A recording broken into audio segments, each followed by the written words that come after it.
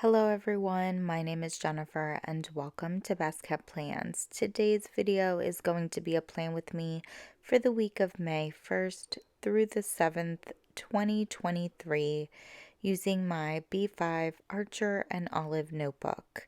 If you're interested in seeing that, please stick around.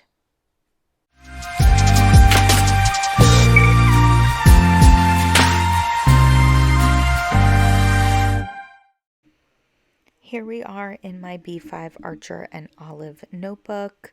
I am going to be going with a horizontal layout for this week's spread, which I'm not sure that I've ever done in this notebook.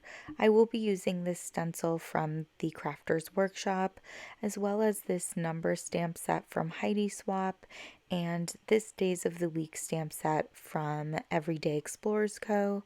I'll also be using the May stamp from this set from PaperPerson, and I will be incorporating my black VersaFine ink as well as these two different distress oxides. For this week's spread, I really wanted to use this circle stencil. I had the idea of using a different circle for each day of the week. I thought that that would be really fun and have the kind of lines that go through each circle be in a different location and the number of sections be different and the orientation of the circles be different. And I thought it would also be fun to have the inks fading from pink into red. And I went with this, I think it's called Festive Berries. It's more of a softer red, or like a berry red versus a harsh red. And I think it just looks really, really pretty with the picked raspberry distress oxide. I'm not gonna lie, I did struggle with this stencil, and I think the majority of it is kind of my fault. I think I should have cleaned the stencil off between each use, because I did get ink places that I didn't mean to because I didn't clean it off.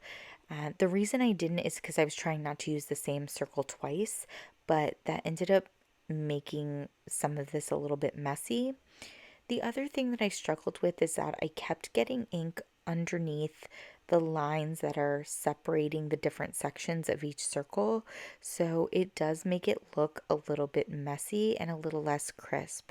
And I think what was happening is I was just putting too much ink on my craft brushes, and it was seeping underneath the stencil.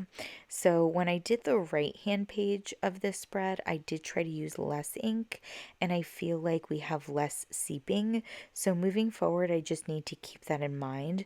Don't add too much ink to my brush. Overall, I do like the way the fading technique came out, but again, this ended up coming out just a little bit messy, a little bit sloppy, not super crisp, and that was all due to my personal error. After doing all of the circles, I'm going to start going in with my stamps. So in the top left corner, I shouldn't say top left corner, but the top left page of the spread, I did put the circle directly in the middle, and that's because that's where I'm going to put what month and week of the year that it is. So I used the May stamp from PaperPerson, and then I'm actually bringing in the week number stamp from this set that I have from Else Studio, which I forgot to mention in the beginning of my plan with me.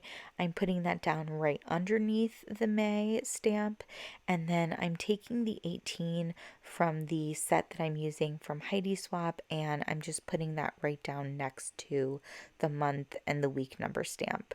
I like the way that this looks with the 18 being off-centered like this.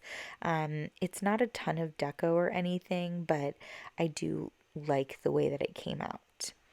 Now I'm going to go in and put in the dates for Monday through Sunday using that stamp set from HeidiSwapp.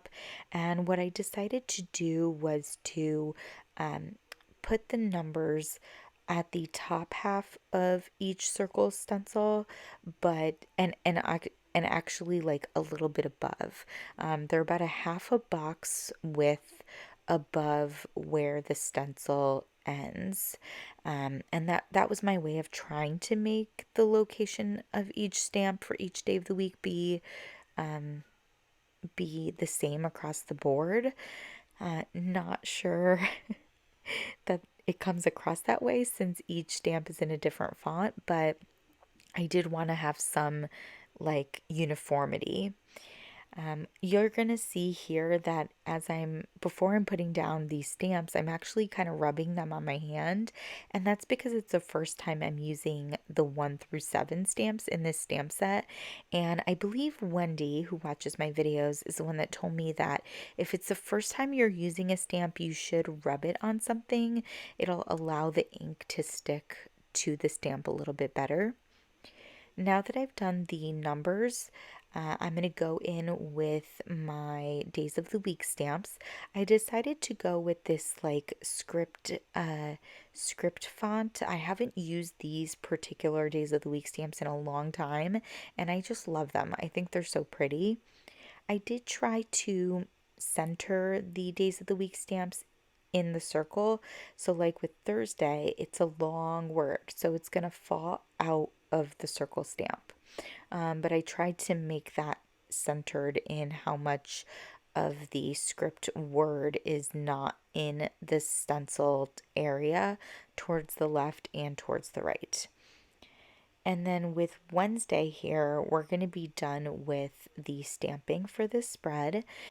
The last thing that we're going to do is use my Micron in 08 to put in some lines to separate each day of the week. In the end, I'm not a huge fan of the way that this spread looks.